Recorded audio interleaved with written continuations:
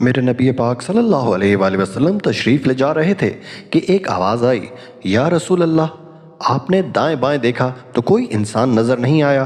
آپ جانے لگے تو پھر آواز آئی، یا رسول اللہ۔ پھر آپ صلی اللہ علیہ وآلہ وسلم نے دیکھا تو ایک ہرنی آپ کو پکار رہی تھی جو کہ رسی سے بندھی ہوئی تھی۔ آپ صلی اللہ علیہ وآلہ وسلم اس ہرنی کے قریب گئے جو کہ ایک چارپائی کے ساتھ بندھی ہوئی تھی۔ کہنے لگی، آپ کا صحابی مجھے پکڑ کر لایا ہے، میرے چھوٹے چھوٹے بچے ہیں، وہ بھوک سے نڈال ہوں گے، آپ مجھے چھوڑ دیجئے، میں ان کو دودھ پلا کر واپس آ جاؤں گی۔ میں اللہ کی تقدیر پہ راضی ہوں، یعنی میں قربان ہونے کے لیے تیار ہوں۔ رسول اللہ صلی اللہ علیہ وآلہ وسلم نے فرمایا کہ اگر میں نے تجھے چھوڑ دیا اور تو واپس نہ آئی تو پھر؟ ہرنی کہنے لگی، تو پھر اللہ مجھے جہنم کا عذاب دے، جو کہ ہمارے لیے نہیں ہے، صرف انسانوں کے لیے ہے، لیکن اگر میں نہ آؤں تو اللہ مجھے جہنم میں ڈال دے۔ تو آپ صلی اللہ علیہ وآلہ وسلم نے اس کی رسی کھول دی اور وہ ہرنی بھاگ گئی اور رسول کریم وہیں بیٹھ گئے۔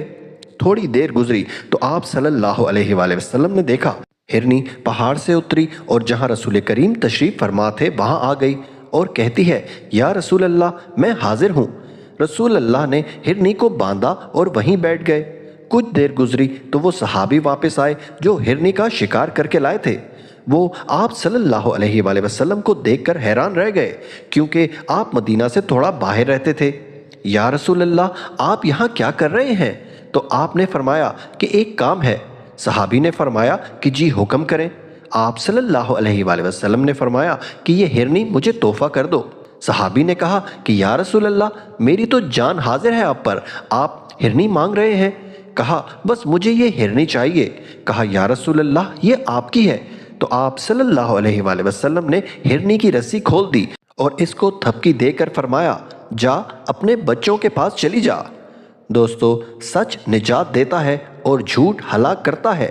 اللہ پاک ہم سب کا ہرنی والا ایمان بنانے میں ہماری مدد فرمائے، آمین۔